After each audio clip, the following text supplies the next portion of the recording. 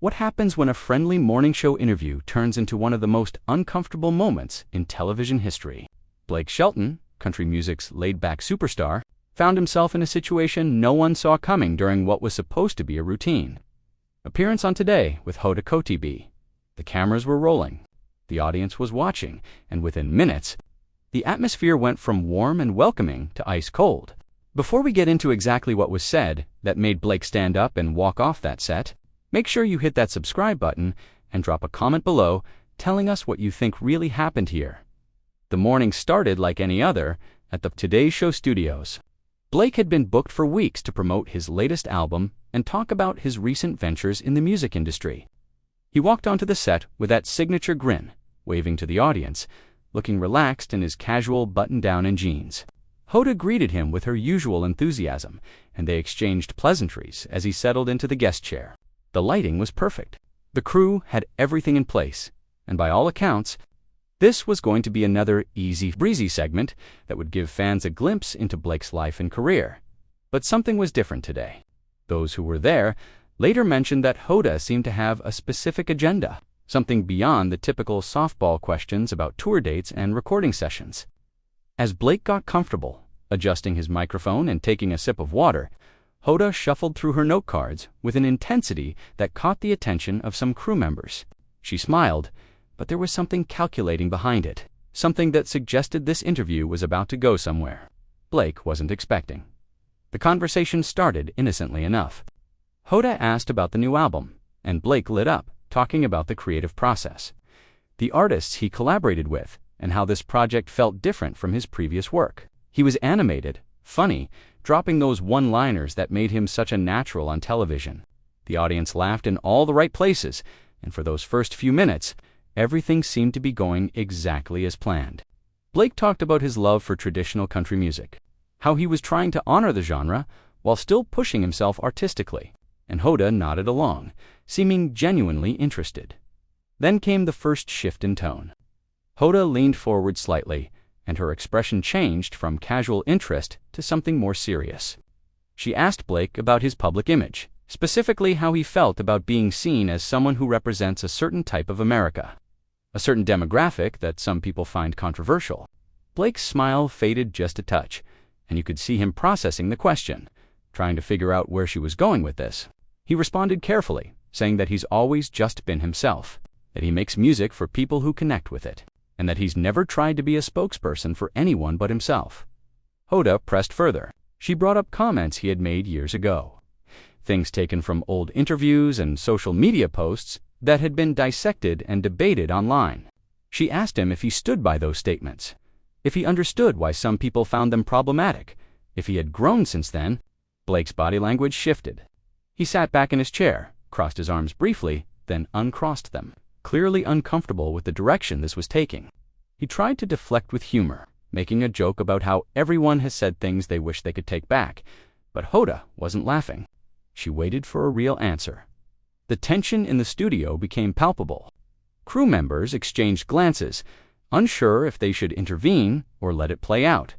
Blake took a breath and said that he thought people were too quick to judge, too eager to tear others down without understanding context or intent. He said that he had never meant to offend anyone, that his words were often twisted, and that he was tired of being made to feel like he had to apologize for being who he is. His voice had an edge to it now, a defensiveness that contrasted sharply with the easygoing persona he had shown just minutes earlier. Hoda nodded slowly, but she wasn't backing down. She mentioned specific incidents, moments where Blake's behavior or words had sparked backlash, and asked him directly if he took responsibility for any of it.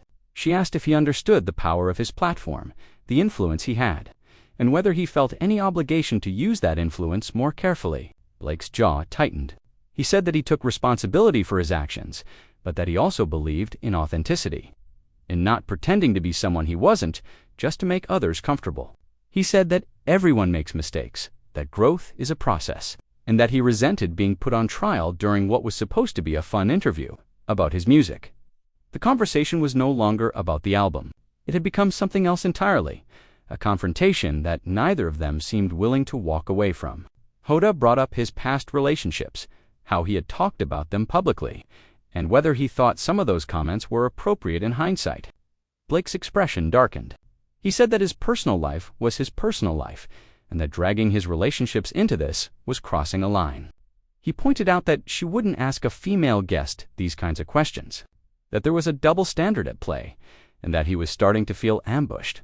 Hoda defended her line of questioning, saying that these were topics his fans and critics alike cared about, that they were relevant to understanding who he is as a public figure. She said that accountability was important, especially for someone with his level of fame, and that avoiding difficult conversations didn't make them go away. Blake shook his head, clearly frustrated. He said that accountability was one thing, but that what she was doing felt more like an interrogation, like she had invited him onto the show just to tear him down in front of an audience. The atmosphere was thick with tension now. You could hear the discomfort in the silence between their words. See it in the way Blake kept glancing toward the exit, the way Hoda maintained her unwavering eye contact. The audience sat frozen, unsure how to react, caught between wanting to support their favorite country star and respecting the difficult questions being asked. Some people later said they could feel the exact moment when Blake decided he had had enough. When his expression shifted from frustrated to resolved, Hoda asked one more question, the one that would ultimately end the interview. She asked Blake if he thought his success had made him blind to his own privilege, if he had lost touch with the struggles of ordinary people, the very fans who had supported him throughout his career. It was a loaded question, one that seemed designed to provoke a reaction, and it worked. Blake stared at her for a long moment, and you could see the anger building behind his eyes, the sense of betrayal that someone he had trusted to conduct a fair interview had instead set him up for this moment. Blake's voice dropped lower, steadier, but there was a fire in it that hadn't been there before. He said that privilege was a convenient word people used to dismiss anyone who had worked hard for what they achieved. He talked about growing up in a small town in Oklahoma, about the years of playing dive bars and county fairs before anyone knew his name, about the rejection and the struggle and the sacrifices he made to build his career. He said that success didn't erase where he came from, and that suggesting he had lost touch with regular people was not only insulting, it was flat out wrong.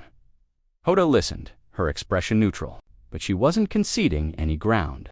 She pointed out that his current lifestyle, his wealth, his connections, his platform, all of that separated him from the average person whether he wanted to acknowledge it or not. She said that recognizing privilege wasn't about diminishing hard work. It was about understanding the advantages that come with success and using them responsibly. She asked him again if he could see that perspective, if he was willing to admit that, maybe, just maybe, his view of the world had changed since he became famous. Blake leaned forward, his elbows on his knees, and for a moment it looked like he might try to find common ground, might try to bridge the gap that had opened between them. But then he shook his head, and when he spoke, his words were measured but firm. He said that he had come on the show to talk about music, to connect with fans, to share something positive, and that instead he had been put through an interrogation that had nothing to do with why he was there. He said that Hoda had an agenda from the start, that she had taken what should have been a celebration of his work and turned it into an attack on his character. Hoda pushed back immediately. She said that asking thoughtful questions about his public statements and actions wasn't an attack, it was journalism. She said that celebrities didn't get to pick and choose which parts of their lives were open for discussion, that the moment they stepped into the public eye, they accepted a level of scrutiny that came with the territory. She said that if Blake couldn't handle being asked to reflect on his own impact, then maybe he needed to think about why that was so threatening to him. The words hung in the air like a challenge. Blake's face flushed, and you could see him fighting to maintain his composure. He said that there was a difference between thoughtful questions and a setup, between holding someone accountable and trying to humiliate them on national television. He said that Hoda knew exactly what she was doing, that she had framed every question in a way that made him look bad no matter how he answered, and that he wasn't going to sit there and play along with it anymore. Hoda's expression hardened. She said that if he felt attacked, maybe it was because he was being forced to confront truths he had been avoiding. She said that growth required discomfort, that real accountability meant being willing to sit in that discomfort rather than running from it. She told him that walking away would only prove that he wasn't ready to have these conversations, that he wasn't as self-aware as he claimed to be. Blake stood up, not quickly, not dramatically, but with a deliberate slowness that made it clear this wasn't a momentary reaction. He removed his microphone, carefully unclipping it from his shirt and setting it on the chair beside him. The studio went completely silent. Even the crew members who had been moving around in the background froze, unsure what protocol existed for a moment like this. Blake looked directly at Hoda, and when he spoke, his voice was calm but absolute. He said that he had spent 20 years in this industry being told who he should be, how he should act, what he should say, and that he was done apologizing for not fitting into everyone else's idea of the perfect public figure. He said that he had made mistakes, that he owned those mistakes, but that he refused to be defined by them in perpetuity. He said that coming on the show, he had expected a conversation, not a trial, and that the fact that Hoda couldn't see the difference between the two said more about her than it did about him. Hoda started to respond, but Blake held up a hand, not aggressively, but firmly enough to make it clear he wasn't finished. He said that accountability was important, that he agreed with that, but that what she was doing wasn't about accountability at all. He said it was about ratings, about creating a viral moment, about using him as a prop in whatever narrative she wanted to tell. He said that she had invited him onto her show under false pretenses, that they had discussed topics beforehand and this interrogation had never been part of that discussion, and that he felt betrayed by someone he had considered a colleague and a friend. The accusation of betrayal seemed to hit Hoda harder than anything else he had said. Her composure cracked just slightly, a flicker of something, maybe guilt, maybe anger, crossing her face before she regained control. She said that the topics they were discussing were relevant, that they had emerged naturally from the conversation, and that she had every right to ask questions she felt were important. She said that Blake was being oversensitive, that he was making this about personal feelings when it should be about larger issues. Blake laughed, but there was no humor in it.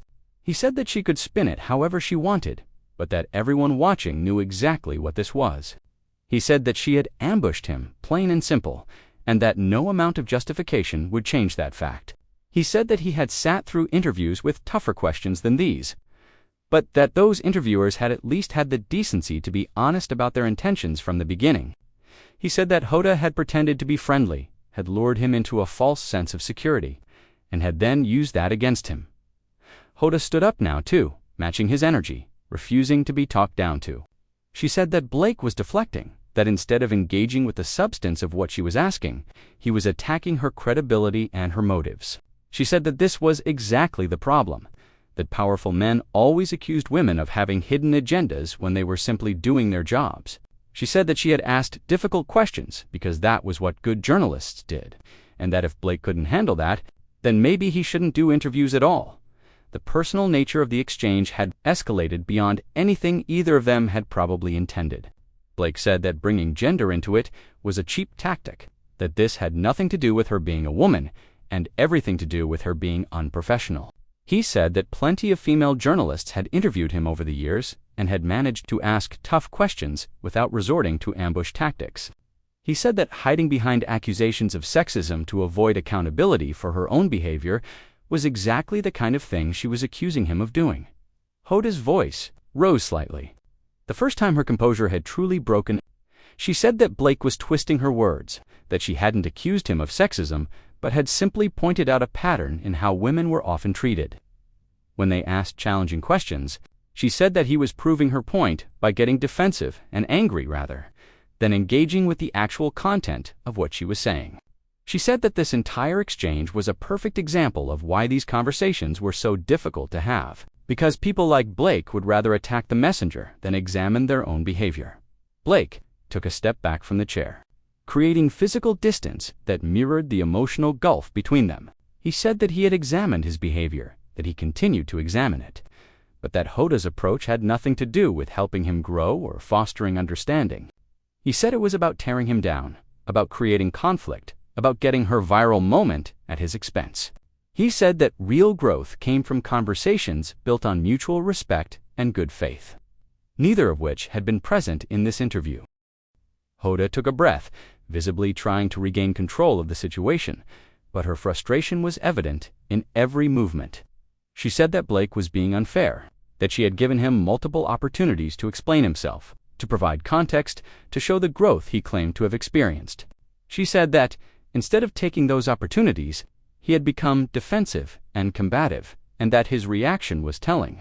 She asked him why he was so afraid of being challenged, why the idea of examining his own words and actions was so threatening that he would rather walk away than engage. Blake's response was immediate and sharp. He said he wasn't afraid of being challenged, that he had faced criticism his entire career and had learned to navigate it. He said what he objected to was the dishonesty the way Hoda had structured the entire interview to trap him rather than to genuinely explore anything meaningful. He said that every question had been framed as an accusation. Every answer he gave had been met with skepticism and pushback, and that there was no world in which that constituted a fair conversation. He said that Hoda had decided who he was before he ever sat down in that chair, and that nothing he said was going to change her predetermined narrative. The audience had been silent for so long that their presence felt almost ghostly, hundreds of people bearing witness to something they never expected to see.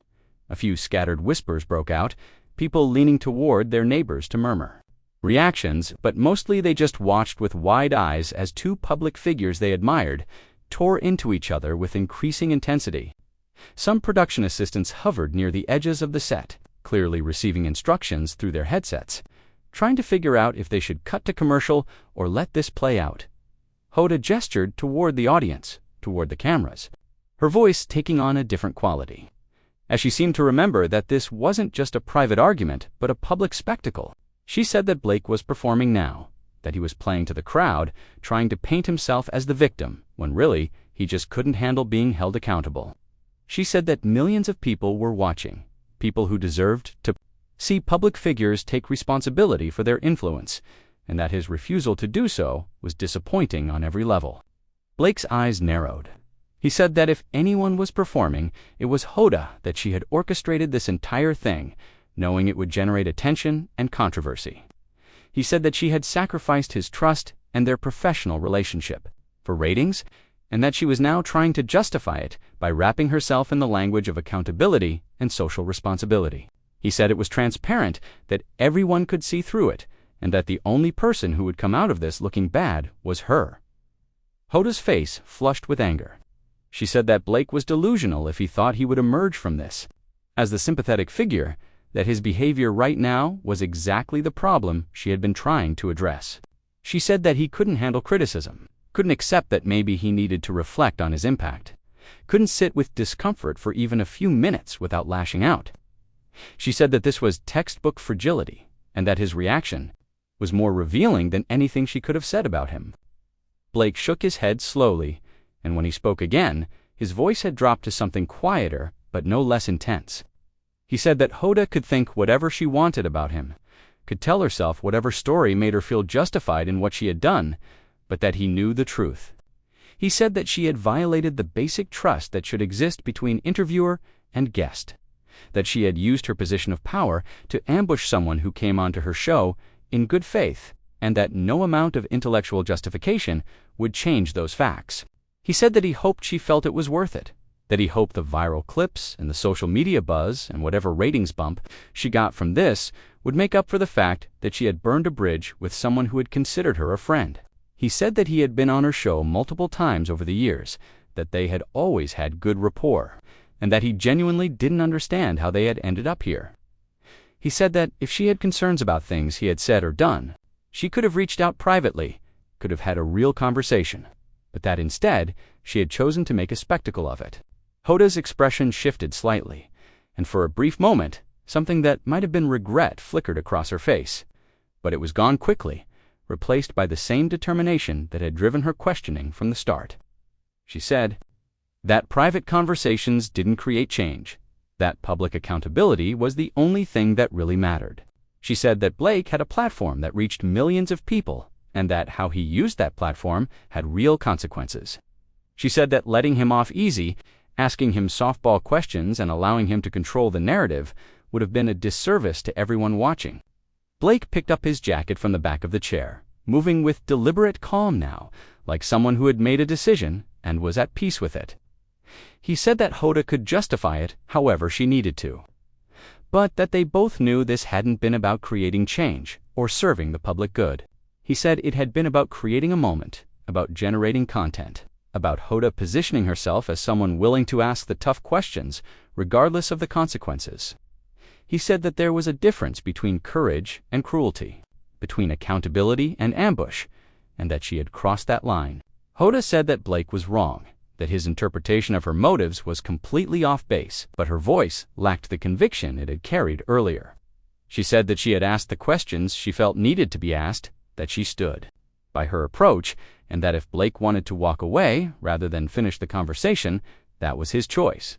She said that running away didn't make the questions go away, didn't absolve him of the responsibility to address them, and that his departure would speak volumes to anyone paying attention. Blake paused, his jacket now draped over his arm, and looked at Hoda one last time. He said that he wasn't running away from anything, that he was simply refusing to participate in a conversation that had been rigged against him from the start. He said that he had tried to engage in good faith, had tried to answer her questions honestly, but that it had become clear there was no answer that would satisfy her. He said that Hoda had her mind made up, and that continuing to sit there would accomplish nothing except giving her more ammunition to use against him. He turned slightly toward the audience, acknowledging them for the first time since the conversation had turned confrontational. He said that he appreciated everyone who had supported his music over the years, that he hoped they understood why he couldn't continue with this interview, and that he looked forward to connecting with them in venues where mutual respect was still valued. His voice was steady, sincere, lacking the anger that had colored his exchanges with Hoda.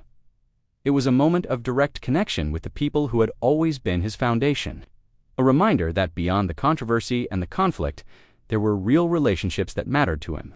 Hoda called after him, saying that walking away was exactly the problem, that it proved everything she had been saying about his inability to handle difficult conversations. Blake stopped but didn't turn around. He said quietly, loud enough for the microphones to catch but without looking back, that there was a difference between walking away from difficult conversations and refusing to be disrespected. He said that he had had plenty of difficult conversations in his life and would have many more, but that they would be with people who approached him with honesty and good faith rather than hidden agendas. Then he walked, not quickly, not dramatically, but with a measured pace that somehow made the moment even more powerful. The cameras followed him as he crossed the set, as he nodded briefly to a few crew members who looked stunned by what had just transpired.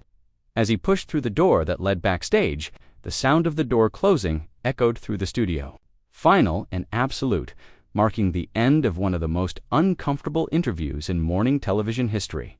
Hoda stood alone on the set, the empty chair beside her a stark reminder of how the conversation had collapsed. She looked shaken, her professional composure struggling to reassert itself as she turned back to the cameras. She started to say something about how unfortunate it was that Blake had chosen to leave, how the questions had been important ones that deserved answers. But her words felt hollow in the wake of everything that had just happened. The energy in the studio had fundamentally shifted, and no amount of justification could restore what had been lost in those intense minutes of confrontation. So what do you think really happened here? Was Hoda right to push Blake with those tough questions, or did she cross a line that should never be crossed between interviewer and guest? Drop your thoughts in the comments below, and make sure you subscribe, because we'll be bringing you more stories like this one. What question would you have asked Blake if you were in Hoda's position?